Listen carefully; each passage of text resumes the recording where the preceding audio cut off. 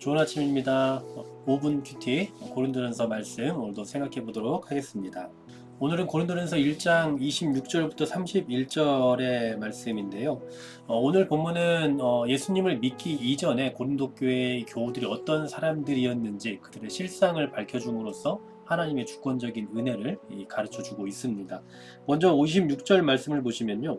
형제들아 너희를 부르심을 보라 라고 말씀을 합니다. 여기서 말하는 이 부르심이라는 표현은 하나님의 부르심이죠. 구원으로의 초대라고 볼 수 있습니다. 또 더 나아가서 27절에 보시면 하나님께서 세상에 미련한 것들을 택하셨다라고 말씀을 하고 있죠. 하나님께서 택하셨다라는 사실을 강조하고 있어요. 우리가 먼저 하나님을 부르고 하나님을 찾은 것이 아니라 먼저 하나님께서 우리 가운데 찾아오셨고 우리를 선택하셨다라는 사실입니다. 그러니까 하나님의 주권을 강조하고 있는 거죠. 그 이유에 대해서 29절에서 설명하고 있기를 아무 육체도 하나님 앞에서 자랑하지 못하게 하려 하심이다라고 말씀을 해요. 하나님의 은혜가 아니면 그 누구도 예수 그리스도의 십자가의 도를 믿을 수 없고 구원을 받을 수 없다. 이것을 말하고 싶은 거죠. 그러면서 30절 말씀해 보시면 너희는 어떻다라고 말씀하고 있습니까?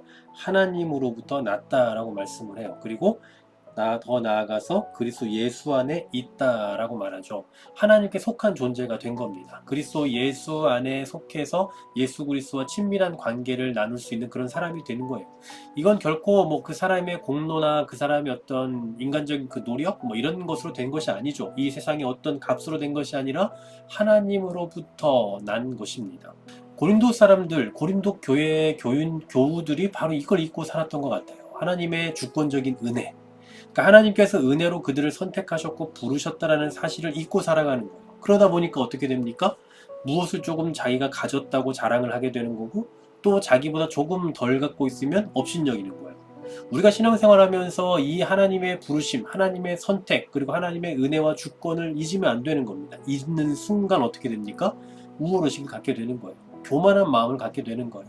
내가 조금 더 많이 가졌다? 너는 나보다 못 가졌다. 이렇게 업신여기게 된다라는 사실이죠. 그래서 오늘 본문을 통해서 우리가 알 수 있는 이 겸손해야 하는 이유는 뭘까요?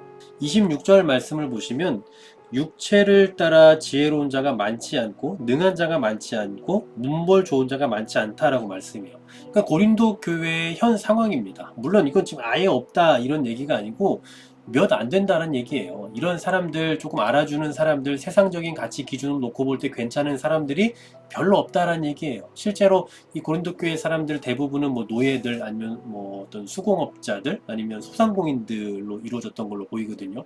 육체를 따라, 즉 인간적인 관점이나 이 세상적인 기준으로 놓고 보았을 때 뭐 교육을 많이 받았다든지 아니면 돈이 많다거나 권력이 있다거나 하는 그런 사람들이 아니었어요.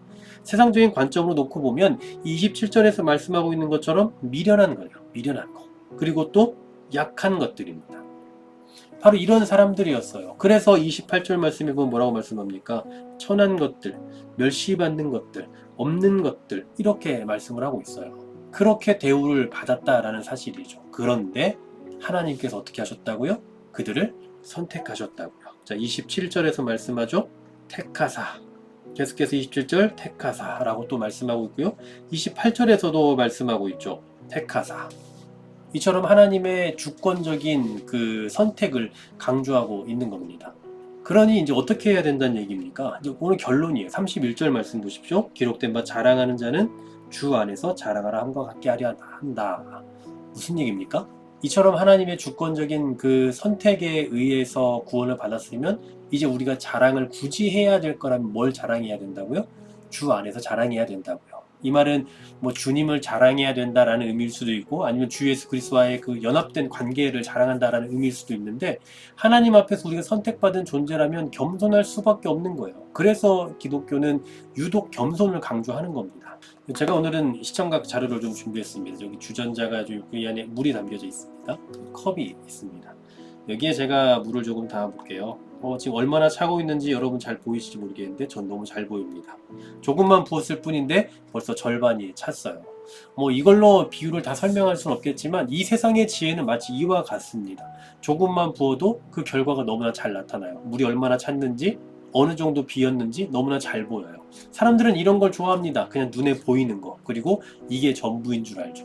하지만 하나님의 지혜는 어떻다고요? 이런 것과는 비교할 수 없는 저 바다와도 같습니다. 아니 사실 바다보다도 훨씬 더 큰 게 하나님의 지혜죠. 그러니 이 좁은 컵에 들어있는 이 물과 같은 지혜를 가지고 저 넓은 바다에 있는 물을 이야기할 수가 없는 거예요. 그러니 이 거대한 하나님의 지혜로 구원함 받은 우리들은 무엇을 자랑해야 됩니까? 오직 그분을 자랑해야 되는 거죠. 세상에 자랑할 것 아무것도 없습니다. 우리가 자랑하고 나타낼 수 있는 거, 우리가 드러낼 수 있는 거 아무것도 없어요. 오직 예수 그리스도를 드러내고 그리스도로 말미암아 구원받았다는 이 사실에 감격하며 살아가는 것, 그것이 바로 겸손한 신앙인들이 세상을 살아가는 삶의 방식이다라는 사실입니다. 오늘 하루를 살아가실 때도 이 겸손함으로 살아가시되 오직 십자가만을 자랑하겠다는 신념으로 이 하루를 살아내기를 간절히 소망합니다. 하나님 감사합니다. 우리의 유일한 자랑 오직 예수 그리스도임을 기억하게 하시고 그 십자가 자랑으로 오늘 하루를 살아내게 하여 주시며 세상의 그 어떤 지혜도 썩어져 없어질 그 지혜를 자랑하는 자가 되지 않게 하여 주시옵소서. 예수 그리스도의 이름으로 기도하옵나이다. 아멘.